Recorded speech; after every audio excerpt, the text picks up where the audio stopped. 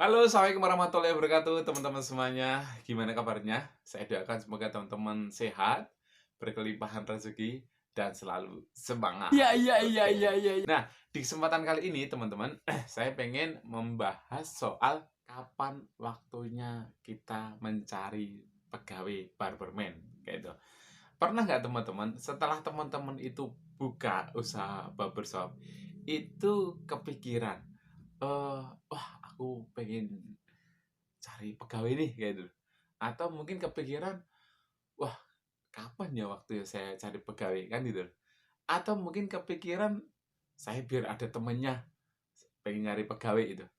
Atau kepikiran soal wah biar kelihatan keren eh nyari pegawai nih kayak gitu. Atau mungkin eh, kepikiran aku pengen cepet maju, aku pengen cepet berkembang. Ah, aku harus segera nyari pegawai gitu.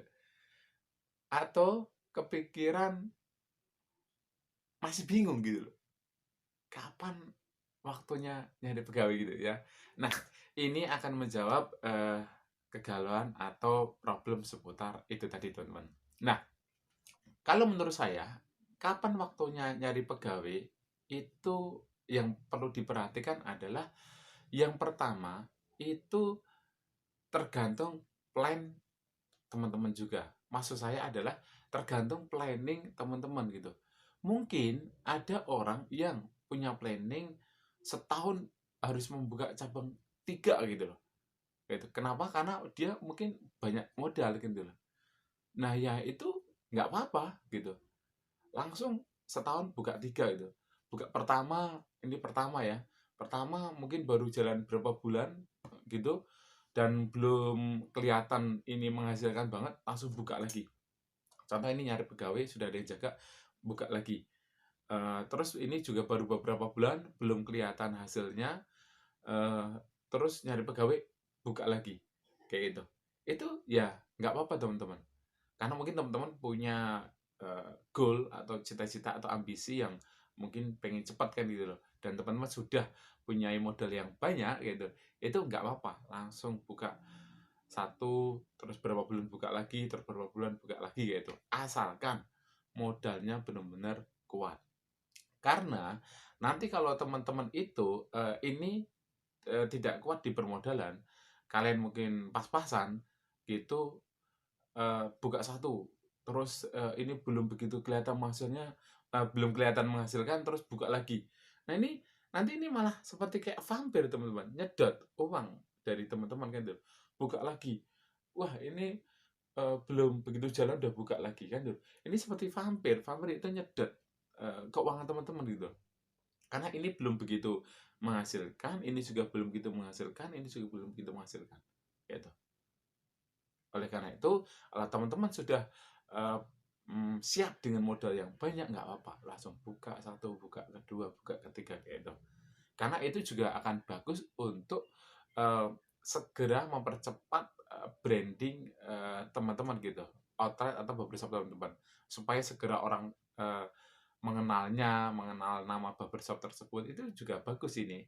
Yaitu kan dengan kalian dengan teman-teman membuka cabang ini 3 kan makin banyak orang yang tahu, branding, nama ataupun outlet teman-teman itu kan gitu.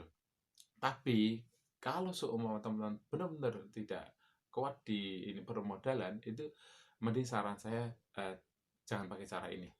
Apakah cara ini salah Mas Bagus? Tidak gitu, ini benar juga gitu, tergantung kekuatan teman-teman kayak gitu, ya. Nah, yang kedua adalah kalau seumpama teman-teman modalnya, cukup, maksudnya pas-pasan kan gitu loh, ya. Itu teman-teman mending saya sarankan untuk buka pertama ini biar jalan dulu, biar rame dulu, gitu. Jangan langsung segera nyari pegawai, kayak itu. Teman-teman harus benar-benar, eee, berpikir yang matang ini. Buka pertama ini harus sudah jalan dulu, harus sudah matang dulu, harus sudah oke dulu. Gimana ukurannya? Ukurannya adalah hasil dari outlet pertama ini harus sudah bisa mencukupi kebutuhan teman-teman dulu. Kayak contoh seperti sandang, papan, pangan, kan gitu. Itu harus dari outlet pertama itu harus bisa mencukupi kebutuhan teman-teman dulu, kayak itu. Jangan sampai ini belum outlet pertama ini belum bisa mencukupi kebutuhan teman-teman, malah teman-teman nyari pegawai, kan gitu.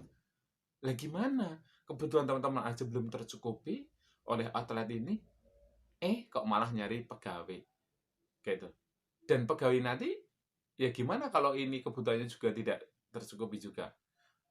Maksudku adalah barbershop ini masih sepi gitu loh teman-teman. Nah terus ini mau digaji berapa juga kan gitu. Kalaupun kalian gaji sedikit atau kurang atau apa ya, kalau ininya sepi juga, ini juga mungkin akan pergi gitu loh. Jadi outlet ini harus bisa mencukupi kebutuhan teman-teman dulu. Sandang, papan, pangan. Dan tidak hanya itu, outlet ini juga harus bisa mencukupi kebutuhan barber juga. Contoh untuk memperpanjang tahun depan. Itu harus sudah bisa juga. Jangan sampai ini belum bisa untuk mencukupi kebutuhan barber. Teman-teman nyari pegawai. Lah nanti kalau tidak bisa memperpanjang tahun depan gimana? Kan gitu loh. Jadi, yang kedua ini, teman-teman boleh saya sarankan untuk mencari pegawai. Asalkan dari hasil outlet barber shop pertama ini, hasilnya itu sudah bisa mencukupi kebutuhan teman-teman sandang, papan, pangan. Plus kebutuhan barbershop untuk memperpanjang tahun depan. Kalau ini sudah bisa, itu sudah aman dan teman-teman aman kalau mau nyari pegawai. Gampangnya, cara bodohnya adalah paling tidak outlet ini per hari itu rata-rata itu pelanggan yang datang itu paling tidak sekitar 25 kepala rata-rata. Itu insya Allah sudah aman. Kenapa kok 25 sudah aman? Karena kalau seumpama itu cuma baru 10, lah gimana ini yang datang per hari rata-rata cuma 10 kepala? Terus kan ya untuk kamu. Kamu. Terus ini nanti mau makan apa yang pegawai baru ini? Kan gitu loh. Atau jangan malah ini baru rata-rata penghasilan 10 kepala, terus kalian nyari pegawai, terus yang jaga ini pegawai baru, terus teman-teman mau ngapain kan gitu loh? Mau ikut motong? Lah ini aja baru rata-rata 10, kok ikut motong kan gitu loh? Terus teman-teman mau apa itu, mau tidak motong? Kalau tidak ikut kerja, motong rambut, lah terus teman-teman mau ngapain juga kan gitu? Cuma mau tidur-tiduran kan gitu. Atau bahkan malah teman-teman berpikir seperti ini. Teman-teman buka outlet, ini belum rame, terus teman-teman nyari pegawai, terus disuruh jaga pegawai ini, terus teman-teman malah kerja di tempat orang. Ada loh orang-orang yang berpikir seperti itu. Menurutku itu kurang tepat, teman-teman. Bagaimana tepat? Teman-teman sudah buka usaha, malah usaha tersebut suruh ngelola orang. Dan teman-teman malah ngurusin usaha orang lain.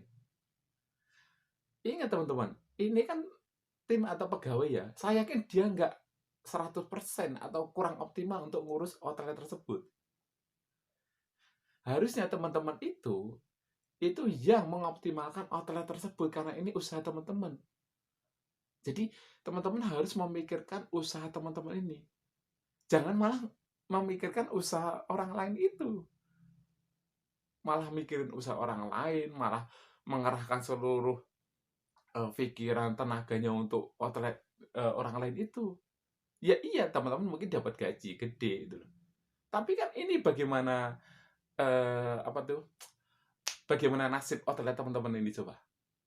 Harusnya teman-teman tetap ngurusin outlet teman-teman ini. Kayak itu. Bagaimana supaya ini bisa maju dan berkembang. Kayak itu. Nah, oleh karena itu sangat tidak tepat kalau baru rata-rata per hari 10 kepala itu teman nyari pegawai itu belum tepat menurutku. Paling tidak amannya per hari itu sudah 25 kepala. Kenapa kalau 25 kepala? Ini kan kalau baru 10 kan kalian masih bisa ngurusin sendiri, masih bisa kalian pangkas sendiri kan gitu. Masih bisa kalian nyukur sendiri, masih bisa kalian urusin sendiri. Rata-rata pelanggan yang datang 10, 15, 20 itu kan masih bisa sendiri. Kan gitu loh. 25 sebenarnya masih bisa sendiri juga kayak gitu loh.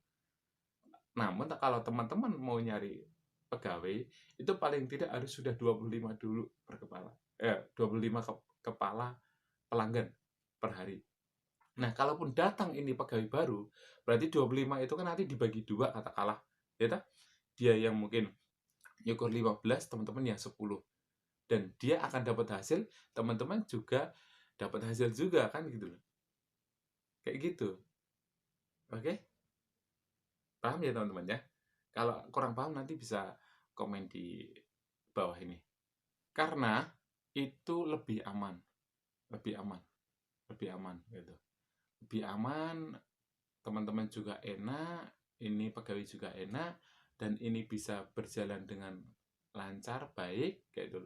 Setelah ini mungkin eh, dapat satu pegawai, terus nanti ini sudah rata-rata udah 25 terus, konsisten atau 30 terus, baru teman-teman boleh atau bisa buka cabang lagi. Maksud saya buka cabang. Ini dicarikan pegawai, tadi kan A, sekarang tambah B. Udah suruh jaga 2 orang. Terus teman-teman baru buka cabang. Itu lebih aman, teman-teman. Ya, untuk tambahannya bahwa daripada teman-teman tuh memaksakan kan dulu, ini baru eh, rata-rata per hari 10 kepala, 15 kepala, terus teman-teman nyari pegawai gitu, terus ini outlet sudah diurusi oleh pegawai teman-teman, terus teman-teman malah mungkin apa ya, cuma nyantai duduk-duduk atau nggak ada aktivitas, kan juga malah pemasukan teman-teman kan berkurang karena untuk gaji orang ini kan gitu loh ya, kayak gitu.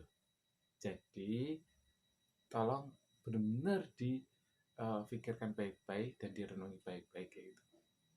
Jangan langsung bahasa Jawanya gerusa-gerusu gitu ya. Jangan terlalu cepat banget untuk mengambil langkah itu. Harus benar-benar dipikirkan baik-baik dan sebagainya, teman-teman. Supaya apa? Supaya tadi benar-benar bisa berjalan gitu. Ya, itu sedikit yang bisa saya sampaikan teman-teman, dan saya yakin ke depan akan banyak lagi tips-tips dari saya atau hal-hal yang sudah mungkin saya alami atau yang sudah dialami oleh teman-teman yang mungkin akan saya share di video ini. Minta dukungannya untuk subscribe YouTube ini dan minta di-share ke teman-teman kalian supaya banyak orang yang mendapat manfaat dari YouTube ini, dan saya juga makin semangat untuk membuatkan video-video uh, untuk kita sharing bareng dengan teman-teman semuanya. Ambil baik-baiknya, buang yang jelek-jeleknya. Kurang lebih mohon maaf. Wassalamualaikum warahmatullahi wabarakatuh. Semoga bermanfaat. Semangat!